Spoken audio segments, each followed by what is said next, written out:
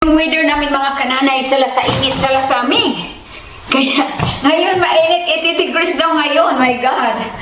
So naka-short sleeve lang tayo mga kananay, hindi tayo tawag doon, long sleeve. Tumataba na ata ako mga nanay. Ding, ding, ding, ding, ding. Parang hapit na ito sa akin tong leggings na to ah. Nang dahil nga malapit na ang Thanksgiving, kaya pumunta kami dito at gusto naming bumili ng ham na gustong-gusto namin. Kaya yan na nga, kaming tatlo ay pumunta dito sa tindahan. At yan, napakapasok na kami sa loob. Doon naman, dumaan kami dyan sa maraming olive oil. Tinitingnan ko kung ano ang pinakamaganda.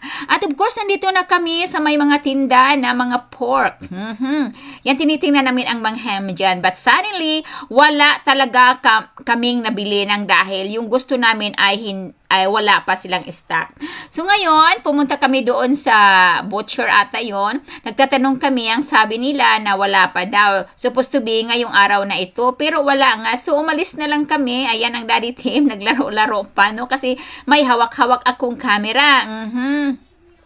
Pero, ayan na nga, aalis kami. Si Mateo naman ay tumatakbo at gusto niyang bumili ng water na yan. Yung water na yan, parang mayroon siyang flavor na mga fruit. Ayoko yung water na yan, pero bata nga naman, gustong-gusto niya. So, ayan, lumabas na kami na walang dala.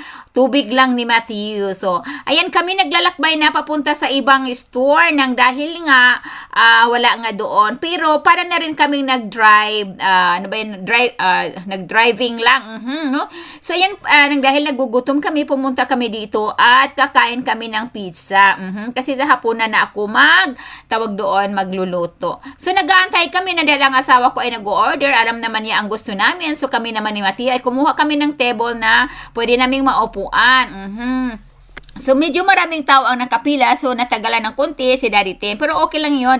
Yung tiyan naman namin ay makapag-antay na. And then, dito na nga, dumating na si Daddy Tim at dinideliver na yung order namin. So, yung sa akin, yung gluten-free talaga yan sa akin kasi hindi ako pwede sa may gluten. Ang kay Mateo naman, ay yung cheese lang talaga yan sa kanyang plain. So, ang ginawa ni Daddy Tim ay hinahati niya. Mayroong hindi plain kalahati at ang kalahati naman yung kay Matthew. At ito namang tawag doon, itong gluten-free na pizza ay, yan na, kaming dalawa ni Tim nasa sa kanya na kung gusto niyang kumain dyan. Pero masarap ang pizza nila ng dahil crunchy. Parang hindi oven ang nagluto dito. Parang ata, yung fire talaga, yung fire talaga ang nagluluto, no? Kasi crunchy talaga ang pagkaluto. At saka thin yung yung bread niya, yung pinaka-bread niya. So, ayan na nga, no? Dahil nagugutom na nga. At si Matthew naman gustong-gusto nila dito ang pizza. Yung bata na ito mapili din. So, ayan, sa akin, yung gluten-free nga, si Daddy Tim ay nakihati na rin sa akin. Pero marami kami nga tira dyan, hindi namin yan nauubos nang dahil nga, sobrang dami.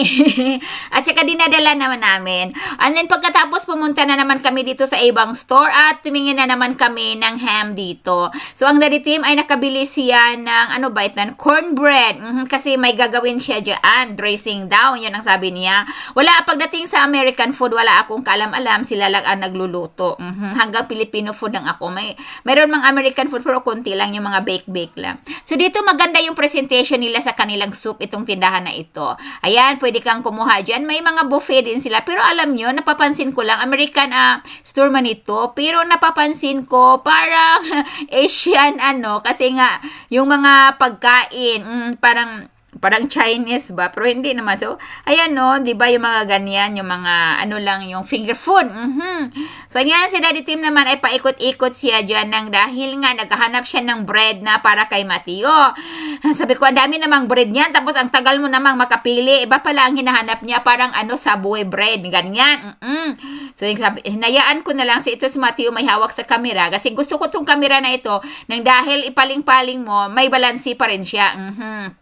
Ang haba na pala ng buhok ko. Akala ko maiksi lang. Hindi ko alam, no?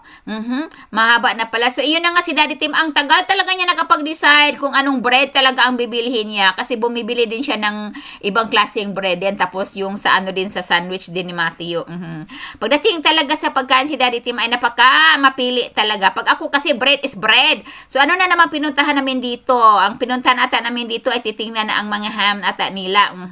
Si papunta na kami doon sa dulo. So, ito na pala, si Daddy Tim ay nagbabayad na siya sa counter, o diba? Pumunta lang kami dito ng dahil nga sa ham, no? Pero tingnan nyo naman ang bit-bit niya, ang dami nang nabit-bit niya. So, ito tuloy-tuloy na lumalabas na lang kami, na dahil tapos na, ayaw na namin magtagal kasi wala na kaming pambili, no? We are broke already. So, ito na nga, papunta na kami sa car namin. So, ang araw ngayon ay napakaganda ang weather, no? Is 80 degrees, o diba?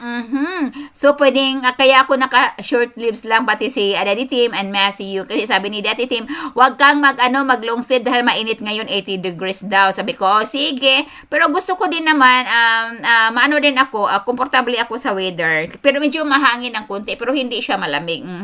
So, ayan na nga, dilalagay na ni Daddy Tim sa likod ng sasakyan ang aming mga pinamili. At ito na, papunta na kami pa uwi. Sabi ko, uwi na tayo diretso, wag na tayong pumasok na iba pang tindahan kasi wala na tayong pambili. Wala nang budget.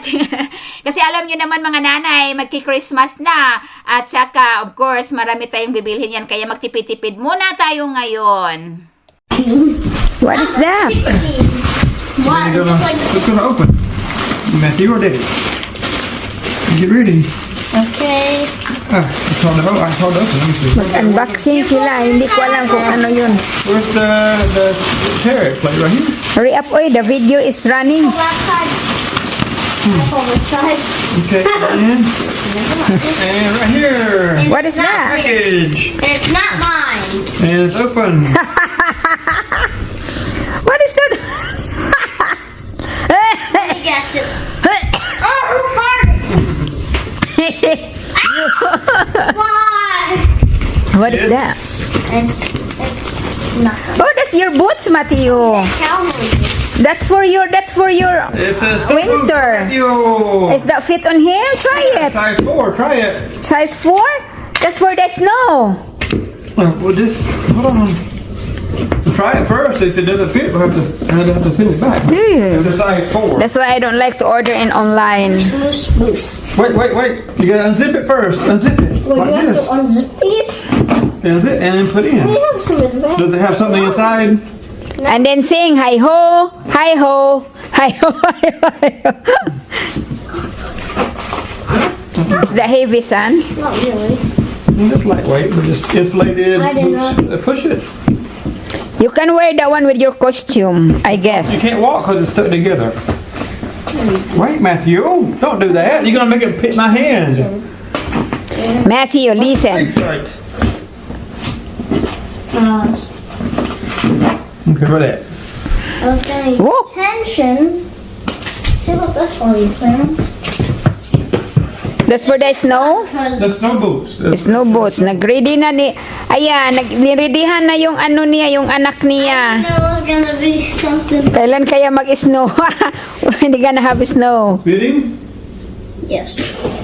Is it snug on your foot or it's loose? Snug. Okay, did they guess on the right size then? Meron akong kiwi dito, no? Bumili kami kagabi.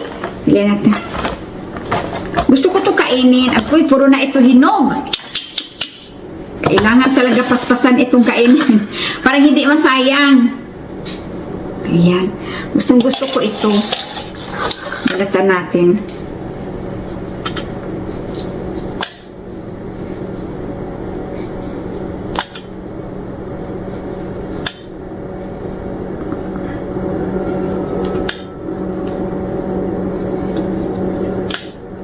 Naglalaway ako, matamis kaya ito.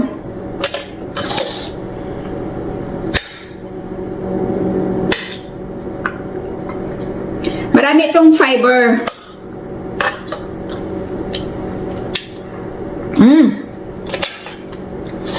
Ang tamis.